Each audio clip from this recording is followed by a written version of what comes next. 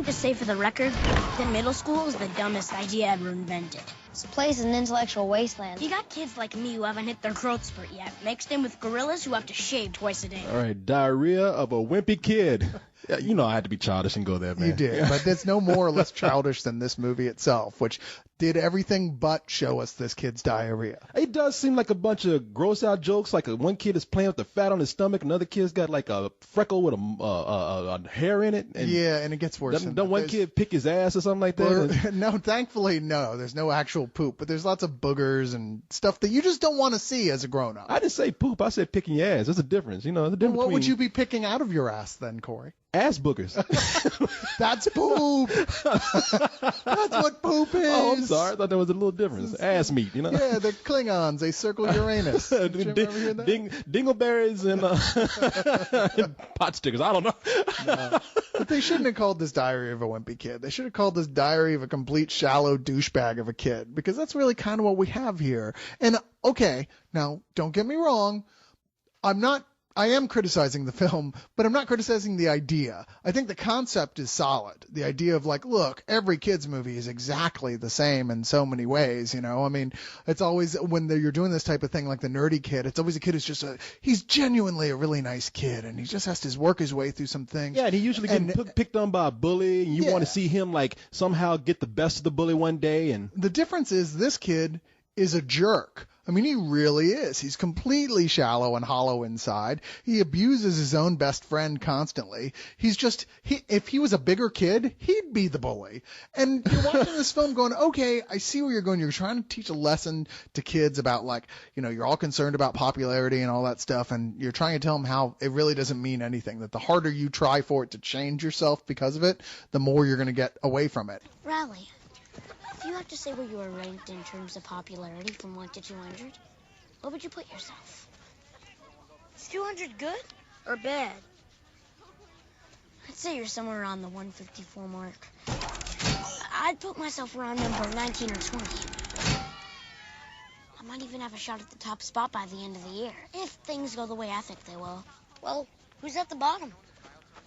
Hey, guys, want to see my secret freckle? Ugh. Fragley, sent home for hygiene issues at least once a month. Check it out. It's got a hair in it. Now, we all know that's not true, first off. I mean, I hate to tell you this, kids, but yeah, I started smoking and suddenly girls did, in fact, start liking me. It's true. They did. I don't know what to tell you. So what are you saying? You telling wimpy kids to just start smoking now? No, and that's how you become popular? But it was a different time, you know? I mean, when I used to ride my T-Rex into the parking lot and park it and strap it to the fender, it was a different time then, yeah. Okay. But no, you have to change to a certain level. You do. You can't keep wearing, like early on in this film, one of the kids is wearing a I love my mommy t-shirt, and the kid's like, you can't wear this, you'll die. And he's absolutely right. You couldn't wear it. There's no irony in middle school. Well, that's what this is about. I wish Leon was here, because Leon reads all these books. Yeah. Yeah, you know, he's the Leon. Everybody thinks he's smart, but he's reading on the first grade level. Anything with nice pictures in it, he's still reading highlights magazines and shit like that. This is why you shouldn't listen to Leon's opinion. No, you know, him being an artist himself, he's read a few of these books, and I'm looking at the name here. It's based on a series of books by a guy named Jeff Kinney, who also does like these really simple, almost kid-like illustrations in the book itself, which are present in the movie as well. Oh, they are. Because see, I've seen some of these books, and that's the funniest part to me. I laugh out loud looking at these illustrations, and I guess it's the diary of a kid who, this is his first year in middle school. Yeah, and he's got the older brother who's, you know, really even a bigger dick than he is. You can tell him must run in the family genes or something. Because the older brother is just, I mean, he's a manipulative, complete ass face that obviously is probably like maybe junior in high school or something. They never really say, but you hope that he's regularly getting his ass beaten, which is why he's such a dick. And shit is rolling downhill on this little wimpy kid who's played by a guy named Zachary Gordon. I guess his name in the movie is what, Greg Heffley, Greg douchebag. It's also forgettable. I know, none of these people you really recognize. I remember the freckle with the hair in it more than anything else. But, you know. Are there any names in this movie? You know, I'm thinking, and there were people you like his mom is someone. Oh yeah, it's that girl who was in that thing. It's one of those. Like, there's no stars per se. Oh no, that's not true. The girl from Kick-Ass is in this. Oh, what's her name? Hit Girl? Yeah, Hit Girl. Who was also in 500 Days of Summer as the little sister in there. Chloe something, I believe. Yeah, Chloe Moretz. Yes. But she's got this tiny little part. She's completely pointless. She's like the one smart girl in the school who's intellectually past a lot of this. Obviously, she has must have cool older siblings. Like, she's reading Allen Ginsberg when we first meet her, and she's got like color streak in her hair, and you're like, okay, she's a cool chick, and she's doing her best to be nice to this kid. But this kid is such a dick. He's like, get away from her. She's bad news. She'll curse us if we're near her. And you're like, where do you get that from? She's not supposed to be nerdy at all, and she's not outrageously eccentric.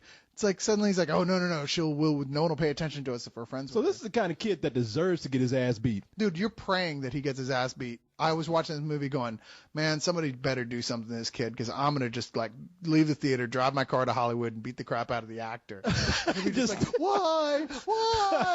So you're rooting for the bully in this one. The bully's the good guy. Well, you're rooting for his best friend, who is kind of a mental midget, this big fat kid, big fat ginger. And he's one of those, what you see is what you get kids. Like, he is totally not grown up at all. Yeah. And he doesn't want to grow up. He just doesn't care about it. And, of course, the movie takes a tact that, because of that, on some level, the kids start liking him, which is, I'm sorry, totally not what would happen. Life would be miserable. He would become nihilistic. He would be a very unhappy person. It wouldn't take long for him to realize that life is cruel. But in the film, it's the opposite way around. The other kid's like, wow, this kid is so cool. You're like, yeah, no. And you're kind of rooting for him, because even through all this and seeing his friend continually being a dick, he still sticks by his friend, Yeah. And you're like, yeah, just, you need to cut that loose. Yeah. Okay. So yeah, I see what you're saying here. So this kid, I mean, it's almost like the bullies are defending this kid from everybody else. Like when a bully's beating the shit out of him, everybody's around just saying, thank you, thank God, we hate this kid. Yeah. Almost everybody does. Everyone who tries to be nice to him, he just turns on him and bites at him.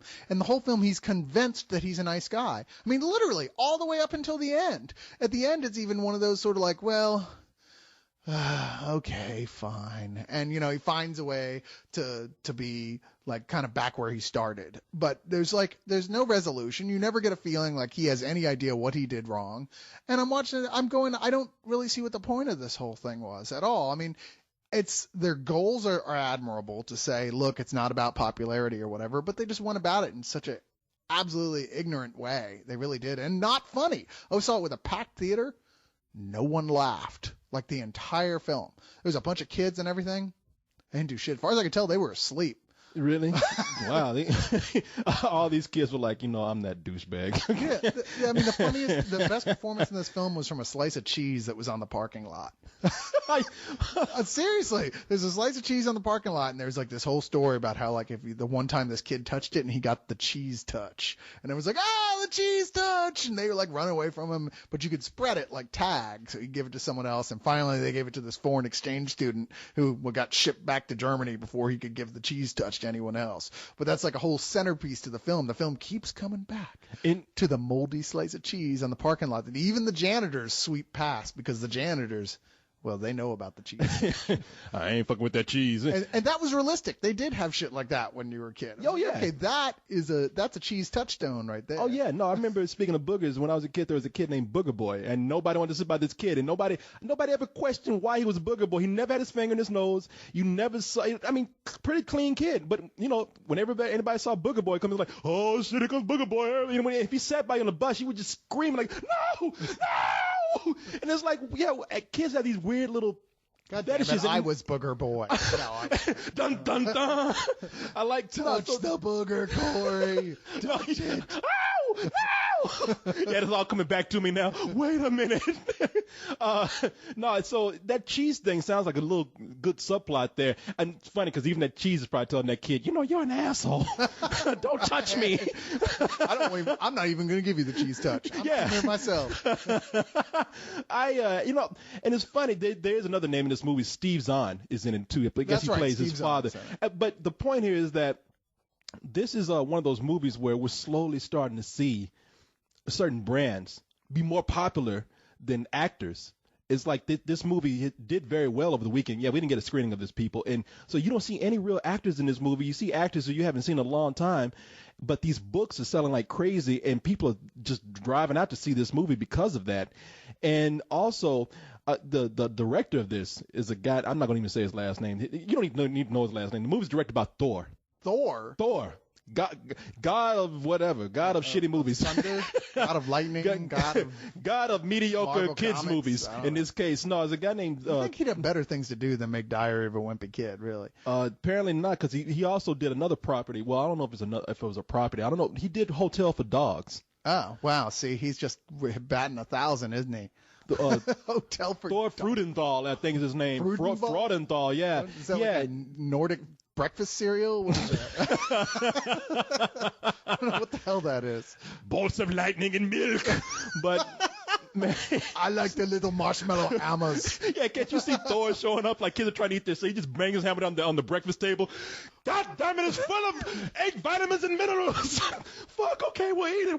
Wow, 8 entire vitamins and minerals, Thor? Thank you so much. But very powerful vitamin minerals. Okay, I'm eating. Yeah. Okay, we'll eat our breakfast, please.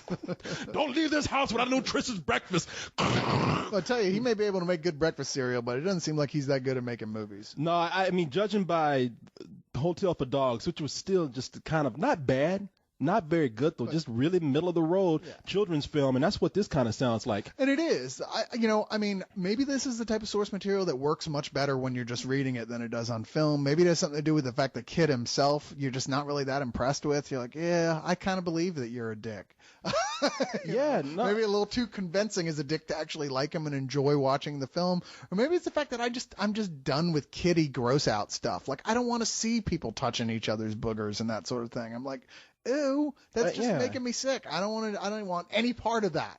I get what you're saying, man. It's like I've seen a few children's films where they've been able to like get around that. I know kids like that, and I mean, it's even got to the point where now they show like snot on cartoons. I know there was one, the Kids Next Door cartoon, where there's a character whose his whole power is like he has a tube connected to his nose, and he always has a cold, and he sprays snot on people. Ew. So I know kids love gross out humor, so I'm not gonna even knock them for that. I mean, maybe you and I just not there. I can't knock the kids for that, who might like this sort of thing. But like I said, no one was responding. Did you not have Garbage Pail Kids when you were growing up? I did have Garbage Pail Kids. I liked the Garbage Pail Kids. Yeah. But there was something so, like, I don't know. I mean, there's a difference. Maybe that cartoon wouldn't even bother me because it's a cartoon. Maybe it's different when it's real life. Like, I don't want to see what you're showing me I'm supposed to believe is an actual booger, which they do in close up, someone's finger rubbing across a booger, and you're like, slowly, like lovingly almost. Sounds tasty. Erotically.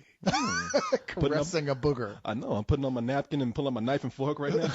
Where can I find this booger? No, I like a tasty booger. Samuel Jackson picking that up. That is a tasty booger. Well, you get that booger from that Hawaiian booger joint. My girlfriend doesn't like snot, which means I don't like snot. Yeah, but I do like a tasty booger. No, I don't. My point is that I don't. Cheese touch booger. booger with cheese. I don't mind gross out boogers. Gross out boogers. I don't mind gross out movies and booger jokes and fart jokes if there's something more to it. Yeah. So I guess what you're saying is like, not only do we have to deal with gross out humor here, but we have to deal with gross out humor with nothing more. And on top of that, it's all told through this kid who's being a jerk the whole time. Yeah, he's just unlikable. I mean, there was a point I was so mad I was just ready to leave just at this kid. I'm like going, why am I here? Why you want me to root for this kid? Why should I? Give me a good reason to root for the kid other than the fact that he's a kid. You know, that's just not enough for me. I'm like, all right, well, yada yada yada. I guess there are obviously people who do, though, because, as you said, the books are enormously popular, and I assume that this didn't take huge amounts of artistic license to deviate from the books. I don't know. It just didn't sell as a movie, and it didn't sound like the audience liked it either. You make it sound like even the janitor would be beating this kid up, and nobody's looking. He's like, you're a fucking asshole. Well, the whole school. Locking him in his locker. The whole school turns on him. Like, everybody. He's like the least popular person in the entire school. Well, they lynched this kid. They hang him up from the flagpole. They probably should have. They should have crucified Set him on fire. Yeah. Even the principal's out there. Yeah. Should have covered him with booger spray. Tarred and feathered with boogers. Exactly. Boogered and feathered. So, what would you give this? Well, I will say this: that it's saved a little bit by some of the animations, which are really, really cute. They really are. I wish I could remember the old Nickelodeon cartoon it reminds me of, but I'm totally blanking. Was it? It wasn't Doug, was it? Doug, yes, it reminds me a lot of Doug in the way it looks, which you apparently are intimately familiar with. I used to love Doug. Yeah. But no, it's got that going for it, and it doesn't have any bad performances per se. I mean, everybody is doing as good a job as they can. Really, my main problem is the material. But I can't give it any more than a rental, really. I mean, I obviously there are people in the theater there because they loved the book once again, but no response. So yeah. I'd say even if you love the book, you could probably skip the movie, just wait for the home. This looks like something that would have come out on Nickelodeon during the day. Not even Nickelodeon prime time. Oh, really? Yeah. Okay. Yeah. Nobody got slimed, so. Or wait, was that like 20 years ago? Man, yeah, we're showing our age right here. I don't know if anybody's getting slimed anymore. I think people are getting boogered more than they're getting slimed these days. They're getting snotted. Getting Klingon. Tell you, boy, dingleberries and buttercrust. That's what it's all about to the kids these days. What is that on your face? It's just a little piece of shit I picked out of my ass. What? That's funny. Kids love that. You're hot. So look, Mom asked me to give you some advice about middle school. Don't talk to anyone. Don't look at anyone. Don't go anywhere. Don't sit down. Don't raise your hand. Don't go to the bathroom. Don't get noticed. Don't choose the wrong locker. Don't. Who am I kidding? You'll be dead or homeschooled by the end of the year anyway.